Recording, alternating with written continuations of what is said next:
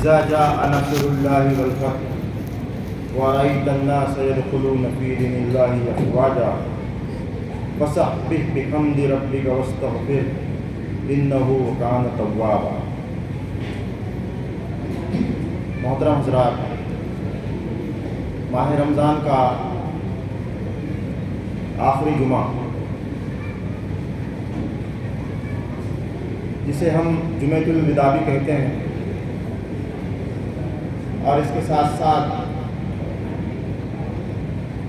پورے عالم دنیا کے اندر آج کے جمعے کو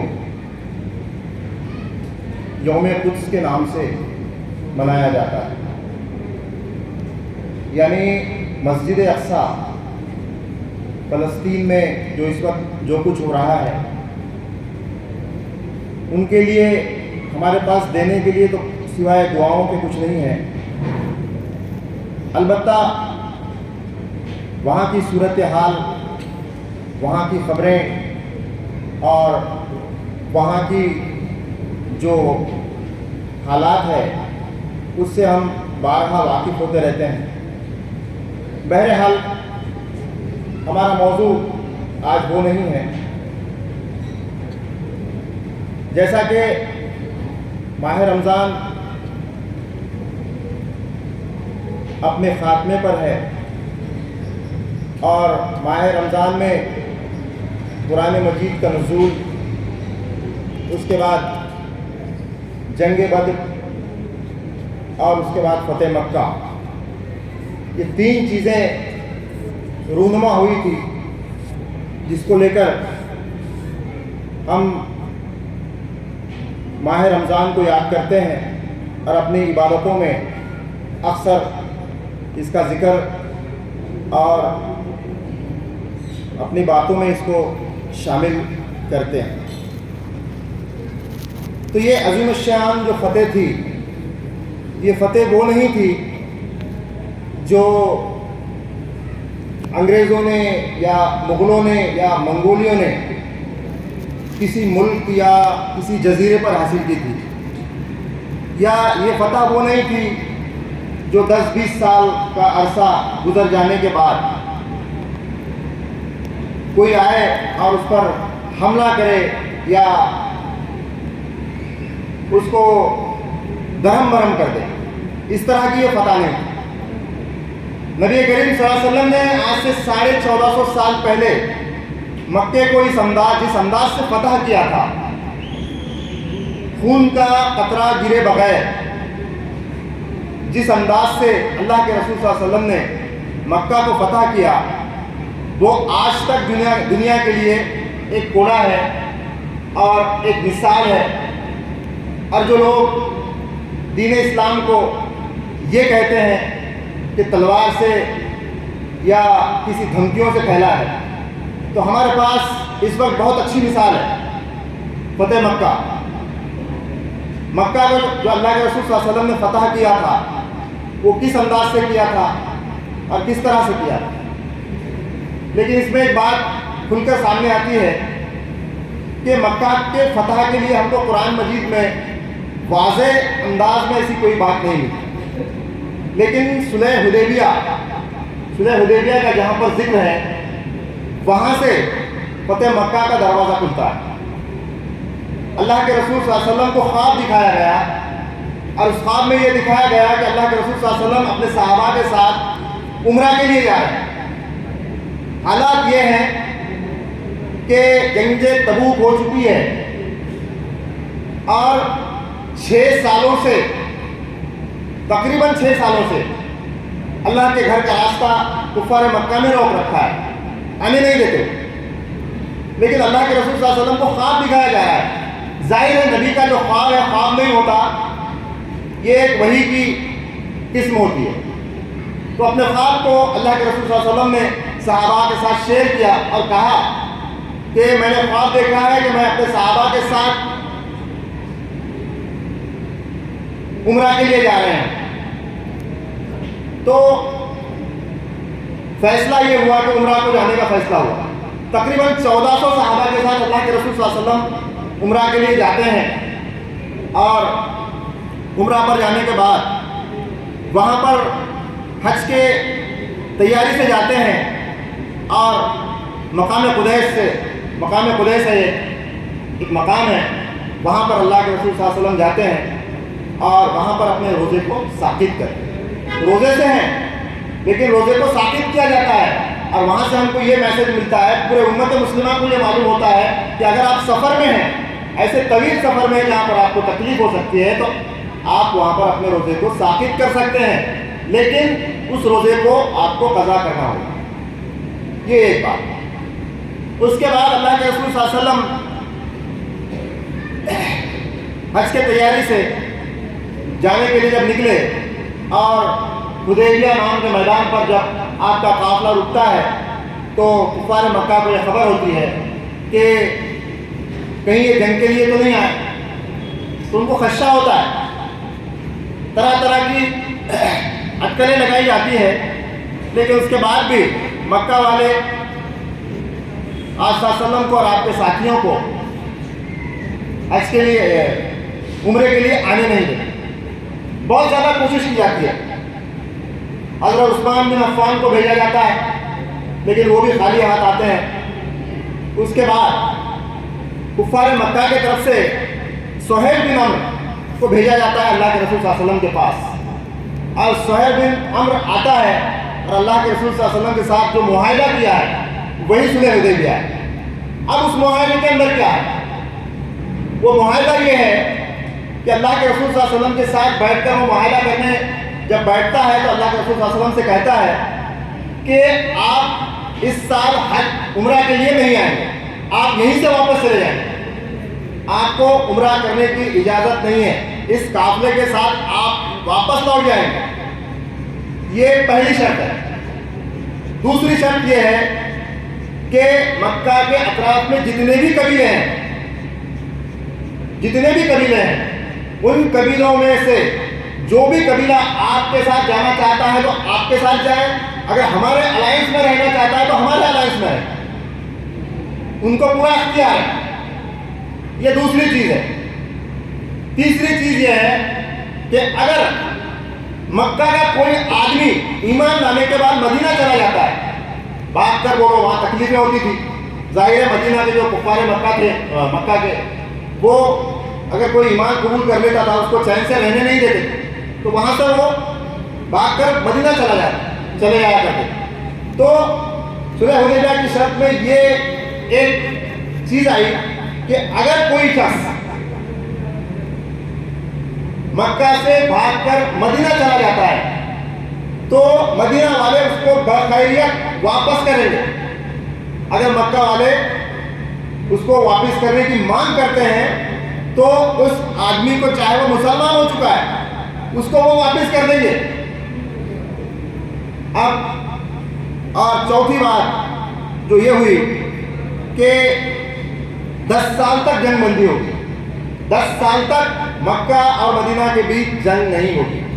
اللہ کے رسول صلی اللہ علیہ وسلم ان چاروں جو انہوں نے یہ لگائی تھی صلح حدیبیہ کے اندر جو معاہدے میں، ان چاروں شرطوں کو اللہ کے رسول صلی اللہ علیہ وسلم اس کو منظور کر لیتے.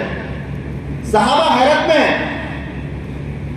1400 صحابہ کا جو قافلہ اللہ کے رسول صلی اللہ علیہ وسلم کے ساتھ آیا ہوا تھا وہ دیکھ کر حیران ہے کہ اللہ کے رسول صلی اللہ علیہ وسلم نے کیا کر رہے ہیں.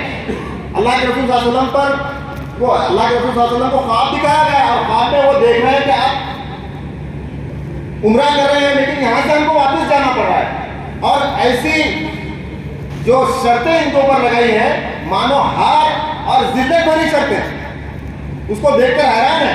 اور اللہ کے حضرت عمر اللہ کے رسول صلی اللہ علیہ وسلم کے پاس آتے ہیں اور کہتے ہیں کہ اللہ کے رسول، کیا آپ اللہ کے رسول نہیں ہیں؟ اللہ کے رسول نے کہا کہ ہاں میں اللہ کا رسول ہوں. اور ہم حق پر نہیں ہیں؟ تو کہا کہ حق پر ہیں. تو پھر یہ ایسی شرطیں آپ منظور کیوں کر رہے ہیں؟ اس ذلت بھری شرطوں کو منظور کرنے کا مطلب کیا ہے؟ تو اللہ کے رسول صلی اللہ علیہ وسلم خاموش ہو جاتے ہیں اور صحابہ کو حکم دیتے ہیں کہ حدیبیہ کی صلح ہو چکی ہے. اور یہ صلح ہوتے وقت جب یہ صلح لکھی جا رہی تھی اس پر دستخط بھی نہیں ہوئے تھے، ابھی یہ صلح لکھنا ہی ہے. ابو جندل نام کے ایک صحابی ہے جو ایمان لا چکے ہیں مکہ کے اندر، ان کو بیڑیوں میں جکڑ کر باندھ کر رکھا اور خوب مارا جاتا ہے. وہ وہاں سے بیڑیوں کو توڑ کر بھاگ کر آتے ہیں، اور یہ معاہدہ جب لکھا جا رہا ہے اور سہیل بن عمرو یہ جو لکھ رہا ہے، اور یہ سہیل بن عمرو کے لڑکے ہیں یہ صحابی ابو جندل وہاں پر آتے ہیں اور کہتے ہیں سب کو کہ مجھے اپنے ساتھ لے کر چلیے،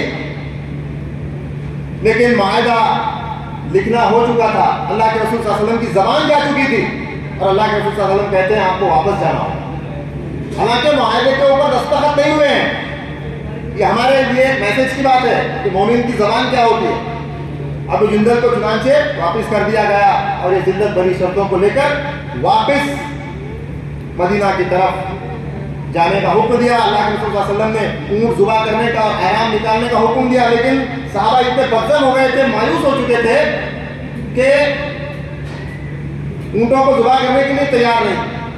پھر اللہ کے رسول صلی اللہ علیہ وسلم خود آگے بڑھتے ہیں، اپنے اونٹ کو ذبح کرتے ہیں اور احرام کھولتے ہیں، اس کے بعد آگے کی کارروائی ہوتی ہے اور مسلمان واپس چلے جاتے ہیں۔ تو یہ جو چیزیں رونما ہوئی تھی، اور بیچ میں ہی اللہ کے رسول صلی اللہ علیہ وسلم پر وحی نازل ہوتی ہے، سورہ فتح نازل ہوتی ہے، اور اس میں اللہ تعالیٰ ان کو فرماتا ہے کہ قریب تم کو اللہ تعالیٰ نے ایک بڑی فتح دی ہے۔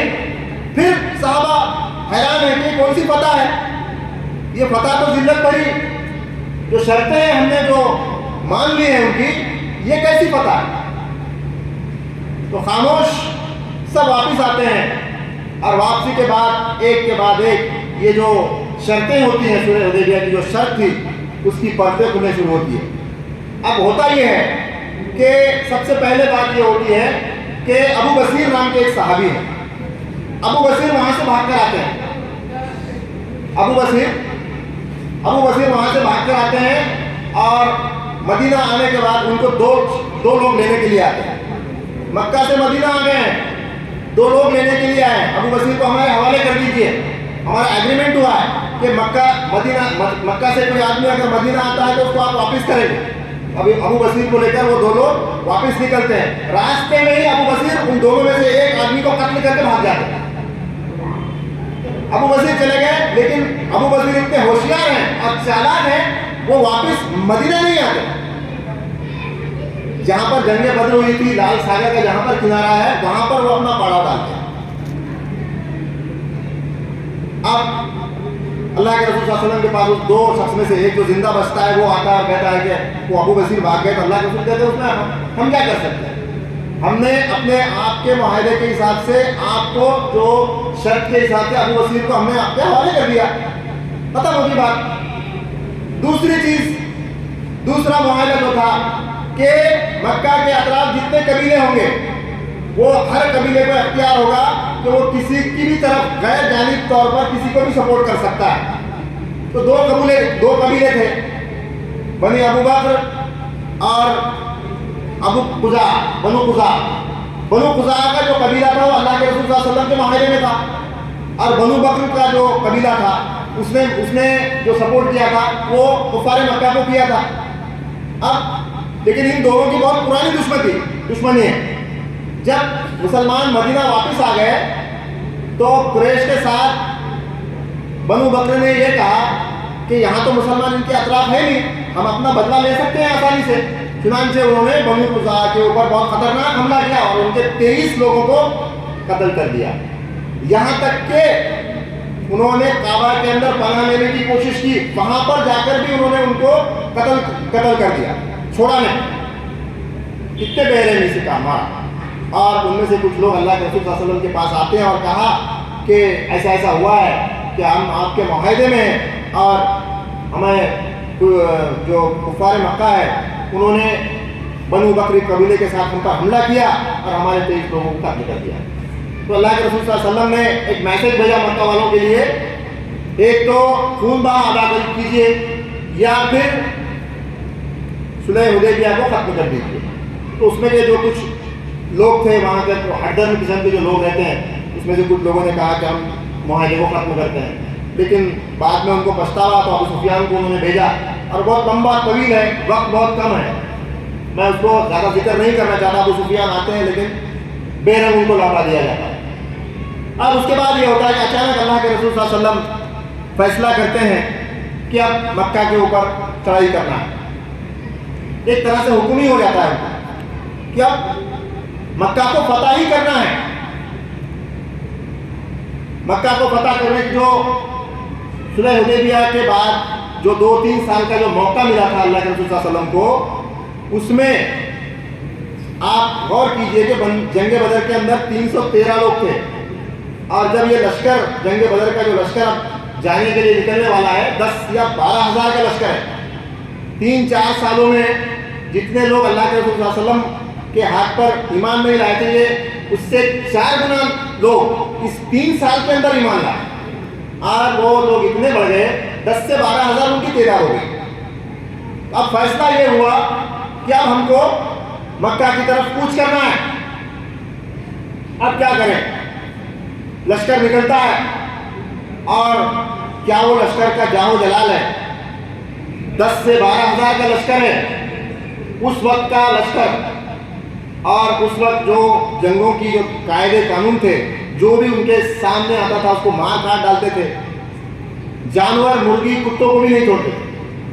اللہ کے رسول صلی اللہ علیہ وسلم کا یہ اسلامی لشکر نکلتا ہے، جیسے ہی مکہ سے باہر آتا ہے، ایک اللہ کے رسول سامنے دیکھتے ہیں کہ ایک کتیا ہے جو اپنے بچے دے چکی ہے، اس کو دودھ پلا رہی ہے.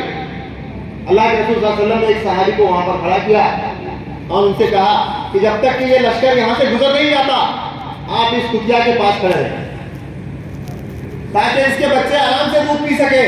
یہ 10,000 کا لشکر یہاں سے آرام سے گزر جائے، اور ان سے کہیے کہ اپنا راستہ بدل لے. خیال کیجئے کہ اللہ کے رسول کتنے رحم دل ہیں، کتنے رحم دل تھے. اتنا بڑا لشکر اور اتنے بڑے مہم پر نکلا ہوا ہے، ایک چھوٹی سی بات کے اوپر بھی اللہ کے رسول صلی اللہ علیہ وسلم کی نظر ہے. چنانچہ لشکر نکلا ہے. طویل سفر کرنے کے بعد لشکر جو پہنچتا ہے مکہ کے دہانے پر، ابو سفیان کو پتہ چلتا ہے، اور بہت لمبا اس کا یہ ہے کہ ابو سفیان بھی ایمان لا لیتے ہیں. اور اللہ کے رسول صلی اللہ علیہ وسلم بڑے آرام سے مکہ میں اب وہ لشکر وہاں پر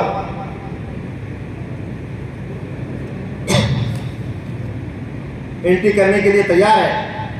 اور اللہ کے رسول اپنے اونٹنی پر سوار ہیں، اور بڑے جاؤ جلال کے ساتھ وہ لشکر اپنے جو اللہ کے رسول صلی اللہ علیہ وسلم کا پرانا وطن تھا، اللہ کے رسول صلی اللہ علیہ وسلم کے آنکھ سے آنسو جاری ہیں. اتنی محبت اللہ کے رسول صلی اللہ علیہ وسلم کو مکہ سے تھی کہ بتا نہیں سکتے. جب اللہ کے رسول مکہ میں تھے تو حال یہ تھا کہ بیت المقدس پہلا کعبہ تھا، لیکن اللہ کے رسول صلی اللہ علیہ وسلم کو کعبے سے اتنی محبت تھی، بیت المقدس کی طرف اگر منہ کر کے نماز بھی پڑھنا ہوتا تو کعبے کو بیچ میں کرتے، کعبے کو بیچ میں کر بیت المقدس کی طرف منہ کر کے نماز پڑھتے. اور جب آپ کے دشمنوں نے، آپ کے ہم وطنوں نے، آپ کے خاندان والوں نے اللہ کے رسول صلی اللہ علیہ وسلم کو مکہ سے نکالا، آپ کو مجبوراً ہجرت کرنا پڑا، اور جب مدینہ چلے گئے وہاں پر قبلہ پیچھے رہ گیا، کعبہ پیچھے رہ گیا، لیکن ابھی بھی جو قبلہ تھا بیت المقدس تھا. اللہ کے رسول صلی اللہ علیہ وسلم بیت المقدس کی طرف منہ کر نماز پڑھتے اور بار بار آسمان کی طرف دیکھتے کہ کب حکم ہوتا ہے کعبے کی طرف منہ کر کے نماز پڑھتے. تو اتنی محبت اللہ کے رسول صلی اللہ علیہ وسلم کو اس شہر سے تھی، اس کعبے سے تھی. تو اللہ کے رسول صلی اللہ علیہ وسلم اس انتہائی جاہ و جلال کے لشکر کے ساتھ مکہ میں داخل ہوتے ہیں، اطمینان کے ساتھ اللہ کا شکر ادا کرتے ہوئے. اور مکہ کے بڑے بڑے دشمن، آپ صلی اللہ علیہ وسلم کے جان کے دشمن، آپ صلی اللہ علیہ وسلم کے بیٹیوں کو طلاق دینے والے، اللہ کے رسول صلی اللہ علیہ وسلم کی بیٹیوں کا حمل ثابت کرنے والے، اللہ کے رسول صلی اللہ علیہ وسلم کے صحابہ کو قتل کرنے والے، اللہ کے رسول صلی اللہ علیہ وسلم کو خود کو قتل کرنے کی سازش کرنے والے، اللہ کے رسول صلی اللہ علیہ وسلم کو ہجرت پر مجبور کرنے والے، ایسے بڑے بڑے دشمن وہاں پر سر جھکائے ہوئے کھڑے ہیں. اللہ کے رسول صلی اللہ علیہ وسلم کے چچا کا کلیجہ چاپنے والے دشمن بھی وہاں پر موجود ہیں.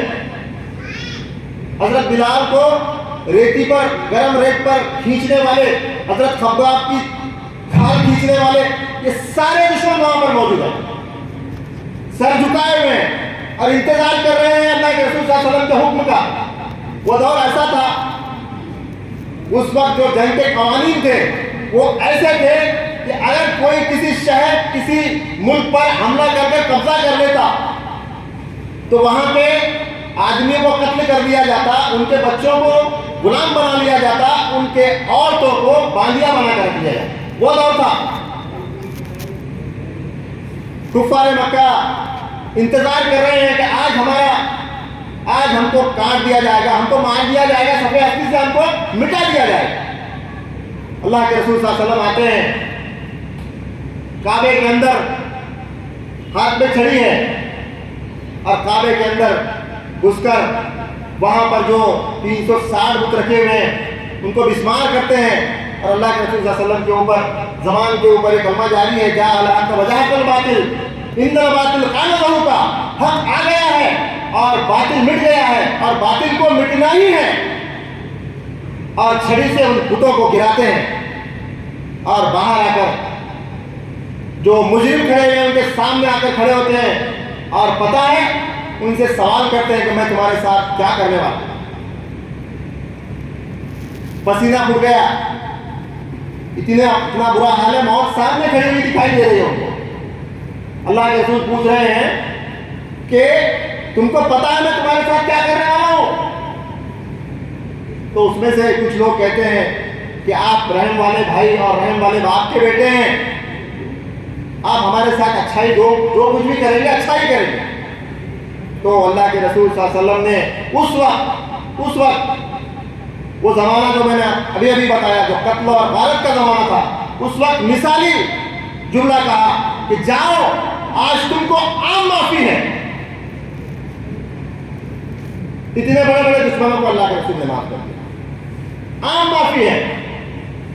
چنانچہ کعبے کو صاف کیا گیا، کعبے کے اندر اذان دی گئی، نماز ہوئی، اور سارے جو دن بھر کے حالات تھے، سارے انتظامات تھے اللہ کے رسول صلی اللہ علیہ وسلم نے پورے کیے۔ اور آخر میں حضرت اللہ کے رسول صلی اللہ علیہ وسلم کے چچا حضرت عباس رضی اللہ عنہ آتے ہیں اور اللہ کے رسول صلی اللہ علیہ وسلم سے پوچھتے ہیں کہ اللہ کے رسول آپ بہت تھک گئے ہوں گے، آج کا دن گزر گیا اور آج آپ میرے یہاں پر مہمان۔ کیا کہا؟ اب یہاں سے فتح مکہ کا جو میں یہاں تک ذکر کرتے آیا ہوں شارٹ میں، اب یہاں سے ہمارے لیے میسج ہے۔ میسج یہ ہے ہماری رشتہ داری، ہمارا خاندان، ہمارے کمزور رشتہ دار، یہ ساری چیزیں ہمارے لیے کیا اہمیت رکھتی ہے، کیا ہمارے لیے اس کی اہمیت ہے، اور اسلام میں ہمارے رسول نے اس کے لیے کیا کر کے دکھایا ہے، یہ مثال ہمارے لیے۔ اللہ کے رسول صلی اللہ علیہ وسلم کہتے ہیں کہ نہیں، میں آپ کا مہمان نہیں رہ سکتا، کیونکہ آپ خاموش رہے، مجھے کہیں اور جانا ہے، کہیں اور جانا ہے، اندھیرا ہو چکا ہے،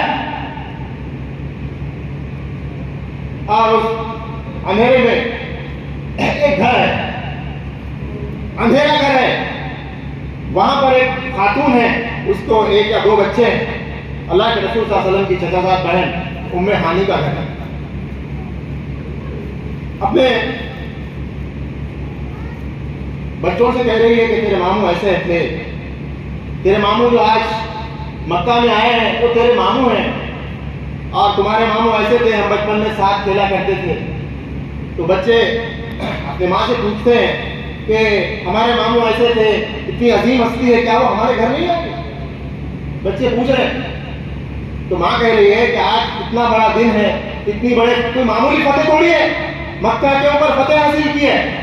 تو ماں بچوں سے کہہ رہی ہے کہ معمولی فتح تھوڑی ہے بیٹا، ام ہانی وہ ہے جو اللہ کے رسول صلی اللہ علیہ وسلم کا دین پر ایمان لانے کی وجہ سے ان کا شوہر ان کو چھوڑ کر چلا گیا، اور فاقے کی نوبت ہے، 3-3 4-4 دن تک فاقے ہوتے، رات میں آدھی رات کے آس پاس کا وقت ہے، کسی نے دروازے پر دستک دی، ام ہانی نے کہا کہ کون ہے؟ اتنی رات کو اس غریب اور بے بس اور بھوکی عورت کے گھر پر دستک دینے والا کون؟ آج تک تو کسی نے ہماری سن نہیں لی، کوئی پوچھنے نہیں آیا، لیکن آج کون آ گیا اتنی رات کو؟ تو کہا کہ میں محمد ہوں۔ دیکھیے اتنا بڑا لشکر، اتنی بڑی فتح، اس وقت 70,000 پاپولیشن تھی مکہ کی، اور ان 70,000 پاپولیشن کی زندگی ان 12,000 لشکر کے ہاتھ میں تھی، 10 سے 12,000.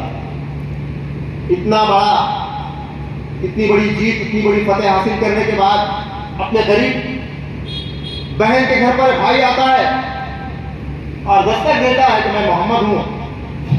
دروازہ کھولا، بہت عرصہ ہو چکا تھا، 10 سال کے بعد اللہ کے رسول صلی اللہ علیہ وسلم اپنے وطن میں لوٹے تھے. بہن کو دیکھ کر سارا پتا رونے لگے، بہن اور بھائی. ظاہر ہے، کہا کہ بڑی بھوک لگی ہے. بہن سے کہا بڑی بھوک لگی ہے، کچھ کھانے کے لیے. غریب بہن تو تھی فاقے سے، کئی دن کھانا نہیں بنتا تھا. کہا کہ باسی روٹی ہے. ایک بات نشاندہی کرنے کے، اللہ کے رسول صلی اللہ علیہ وسلم نے کبھی باسی کھانا نہیں کھایا اپنی زندگی میں. فاقے کشی کی، فاقہ کیا، لیکن باسی کھانا نہیں کھایا. بہن کہہ رہی ہے کہ باسی روٹی ہے، لاؤ. تو کہا کہ لاؤ. اس باسی روٹی کو پانی میں چور کر بھائی کو دیا. تو کہا کچھ سالن وغیرہ ہے کچھ کھانے کے لیے. کہا کہ ستو کا تھوڑا سا سالن پڑا ہوا ہے، تو لاؤ. ستو کا سالن سے روٹی کھائی اور تھوڑا سا اطمینان ہوا، بہن سے باتیں کرنے بیٹھ گئے. اور بہن نے کہا کہ میں تمہارا بستر لگا چکی ہوں، چنانچہ سو جائیے، آرام کیجیے. تو اللہ کے رسول نے کہا پتہ ہے، تاریخ پڑھیے، خدا کی قسم اللہ کے رسول صلی اللہ علیہ وسلم کو آپ نہیں پڑھیں گے نا تو دنیا تمہیں راؤنڈ دے گی. بہت مثالیں ہیں اللہ کے رسول صلی اللہ علیہ وسلم کی ہمارے لیے دنیا کے سامنے دینے کے لیے. اللہ کے رسول صلی اللہ علیہ وسلم کہہ رہے ہیں کہ بہن میرے پاس بیٹھ جا، میرے پاس بیٹھ، تیرے سے باتیں کرنے کے لیے میرے پاس بہت کچھ ہے. تو مجھ سے 10-15 سال بڑی ہے، تو مجھ سے 10-15 سال بڑی ہے. تو نے میرے والد کو دیکھا، بتا میرے والد کیسے دکھتے تھے، بتانا میرے والد کیسے دکھتے تھے. میں نے میرے والد کو نہیں دیکھا. میں نے کہا ایسی ایسی کٹ کاٹی تھی، مضبوط بدن کے تھے، بہادر تھے. پھر کہا بہن میں بہت چھوٹا تھا، میری ماں چل بسی، میں نے میری ماں کو پوری طرح سے نہیں دیکھا. بتانا میری ماں کیسی دکھتی تھی. کون ہے؟ مکہ فتح کیا ہے، مکے کو فتح کیا ہے، اتنی بڑا فتح ہے. معمولی نگر سیوک سرپنچ اگر چن کے آ جاتا ہے، کوئی چن کے آتا ہے تو رات میں اس کے گھر میں جشن کا ماحول ہوتا ہے، ناچ گانوں کا ماحول ہوتا ہے. لیکن ہمارے رسول کہاں ہیں؟ ایک غریب بہن کے گھر کو جا کر پوچھ رہے ہیں کہ بتا میرا باپ کیسا دکھتا تھا، میری ماں کیسی دکھتی تھی. میں نے میری ماں کو نہیں دیکھا، بتانا میری ماں کیسی دکھتی. کیوں؟ کیونکہ جب تم اس وقت ان کو مت بھولنا جب تم عروج پہ پہنچ چکے ہو، کامیاب ہو چکے ہو. اس وقت تم ان کو نہیں بھول سکتے جو جب تمہارے ساتھ کوئی نہیں تھا، اس وقت تمہارے ساتھ یہ لوگ تھے. ان کو کبھی مت بھولنا. جشن نہیں منایا اللہ کے رسول صلی اللہ علیہ وسلم نے. بہن کو کوئی ایسا عطیہ، کوئی دعا نہیں دی کہ بہن اتنے بار یہ پڑھ لے، یہ دعا پڑھ لے، برکت آ جائے گی، تیرے گھر میں روٹی آ جائے گی، پیسہ آ جائے گا. نہیں، اللہ کے رسول صلی اللہ علیہ وسلم بہن سے پوچھ رہے ہیں بتانا میری ماں کیسی دکھتی تھی، میرا بھائی کیسا تھا، میرے دادا کیسے تھے، میرا باپ کیسا تھا. اللہ کے رسول صلی اللہ علیہ وسلم جب چھوٹے تھے تمہیں ہانی فرماتی ہیں، اب وہاں پہاڑی کے اوپر اللہ کے رسول صلی اللہ علیہ وسلم کی ماں کی تدفین ہوئی، میں نیچے آ گئی تھی. تو نیچے آنے کے بعد ہر طرف سناٹا تھا. ایک بچے کی رونے کی آواز آ رہی ہے. دیکھا کہ محمد کہیں دکھائی نہیں دے رہے، اوپر رونے کی آواز آ رہی ہے.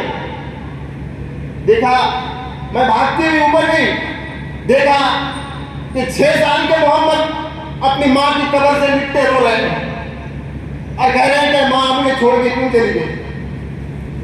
اور وہی محمد صلی اللہ علیہ وسلم 62 سال کے ہیں، لشکر مکہ کے دہانے پہ کھڑا ہوا ہے. ابو پہاڑی کے پاس اللہ کے رسول صلی اللہ علیہ وسلم نے اونٹنی کو روک دیا، لشکر کو روک دیا اور اپنی ماں کے قبر کے پاس جا کر بیٹھ گئے. حضرت ابو بکر صدیق آتے ہیں کہ چلیے اللہ کے رسول صلی اللہ علیہ وسلم، بڑے بڑے سردار آپ کا انتظار کر رہے ہیں، مکہ فتح ہو چکا ہے، ہم کو اندر داخل ہونا ہے. اللہ کے رسول صلی اللہ علیہ وسلم کہہ رہے ہیں کہ نہیں، ہم مکہ کل جائیں گے، مجھے یہاں پر آرام کرنا ہے، میرے ماں کے بازو میں مجھے یہاں پر رات گزارنی ہے۔ 62 سال کے ہیں اللہ کے رسول صلی اللہ علیہ وسلم، بوڑھے ہو چکے ہیں، مکہ فتح ہو چکا ہے، 62 سال کے آنے کے بعد بھی چھوٹے بچے کی طرح زاروں بتا رو رہے ہیں اپنی ماں کو یاد کر، اب بہن کے گھر میں۔ تو خدا را فتح مکہ ہم کو یہ میسج دیتا ہے کہ ہماری دشمنیاں بڑی ہیں، ہماری عداوتیں بڑی ہیں، کسی کی چچا سے دشمنی ہے، کسی کی بھائی سے دشمنی ہے، کسی کی باپ سے نہیں جمتی، کسی کی ماں سے نہیں جمتی۔ خدا را زندگی بہت مختصر ہے، بہت مختصر ہے، زیادہ سفر نہیں ہے۔ اپنے تعلقات کو سدھاریے، اپنے تعلقات کو مضبوط کیجیے۔ دشمن تمہارے دروازے پہ کھڑا ہوا ہے، دشمن تم کو ختم کرنے کے لیے پڑا ہوا ہے، جتنے بھی جھوٹے معبود جھوٹے دیوتا ہیں تم کو ختم کرنے کے لیے پڑے ہوئے ہیں۔ لیکن خدایا اپنے اتحاد کو مضبوط کیجیے، اپنے خاندان کو مضبوط کیجیے، اپنے برادری کو مضبوط کیجیے، اور فتح مکہ کے اس پیغام سے یہ میسج لے کر جائیے کہ خدایا ہم کو اب بہت جلد اس دنیا سے نکلنا ہے، ہمارا سفر طویل نہیں ہے، کوئی گارنٹی نہیں ہے کہ ہم آخری یہ جو جمعہ ہے آنے والا جمعہ یا پھر آنے والا رمضان ہم دیکھ سکیں، لیکن ہم یہ اپنے آپ سے وعدہ کریں کہ ہمارے جو باہمی اختلافات ہیں، ہماری دشمنیاں ہیں، ہماری برادری کی دشمنیاں ہیں، جو بھی دشمنیاں ہیں اس کو ہم خدارا ختم کریں، خدارا ختم کریں۔ یہ پیغام فتح مکہ ہم کو دیتا ہے۔ اللہ کے رسول صلی اللہ علیہ وسلم نے اپنے بڑے بڑے دشمنوں کو معاف کر دیا، اپنے جان لیوا آپ کی جان لینے والوں کو معاف کر دیا، آپ کے پیارے چچا کا کلیجہ چبانے والے کو معاف کر دیا۔ کہ اسلام ایسا ہی نہیں پھیلا، اگر تلوار سے ان سب کو کاٹ دیا ہوتا تو آج تک دشمنی چل رہی ہوتی، لیکن ایسا اللہ کے رسول صلی اللہ علیہ وسلم نے نہیں کیا۔ وہاں جتنے لوگ تھے سارے ایمان لے کر آئے، کیوں آئے؟ اور یہ سب ہونے کے بعد بھی اللہ کے رسول صلی اللہ علیہ وسلم نے اتنی عظیم الشان فتح حاصل کرنے کے بعد بھی زمین پر کھڑے رہے، اپنے قریب پہن کے جاتے ہیں اور اپنے والد، اپنی والدہ، اپنے خاندان کو یاد کرتے ہیں۔ ان کو پتا ہے یہ لوگ وہ تھے کہ میرے ساتھ کوئی نہیں تھا، یہ لوگ میرے ساتھ کھڑے ہوئے تھے، ان کو یاد کرتے ہیں۔ آج ہم کامیابی پر جس مرحلے پر کامیابی پر جاتے ہیں، کیا ہم اپنے کمزور بھائی بہنوں کو یاد کرتے ہیں؟ تصور کیجئے، کیا یاد کرتے ہیں ہم؟ بالکل نہیں۔ تکبر، گھمنڈ، ہم جس اونچائی پر پہنچتے ہیں وہاں سے ہم کو کوئی دکھائی نہیں دیتا۔ لیکن زندگی بہت مختصر ہے، اللہ تعالیٰ کو اپنے ہمارے پیر کے نیچے سے چادر کھینچنے کو ٹائم نہیں لگتا، ہم مسجد کے باہر بھی نہیں نکل سکتے، اللہ تعالیٰ اس پر بھی قادر ہے۔ تو خدا را فتح مکہ سے یہ پیغام لے کر جائیے کہ ہم ہمارے آپسی اتحاد کو مضبوط کریں گے، ہمارے خاندان کو مضبوط کریں گے، ہمارے ماں باپ کی عزت کریں گے، ہمارے بھائی چچا جو بھی برادری ہے ان کے اندر اتحاد، اتفاق اور اچھے باہمی محبت سے رہیں گے۔ یہ ہم اپنے آپ سے آج وعدہ کریں۔ اللہ سے دعا ہے کہ ہم کو کئی سنی باتوں سے زیادہ عمل کرنے کی توفیق عطا فرمائے۔ وآخر دعوانا الحمدللہ۔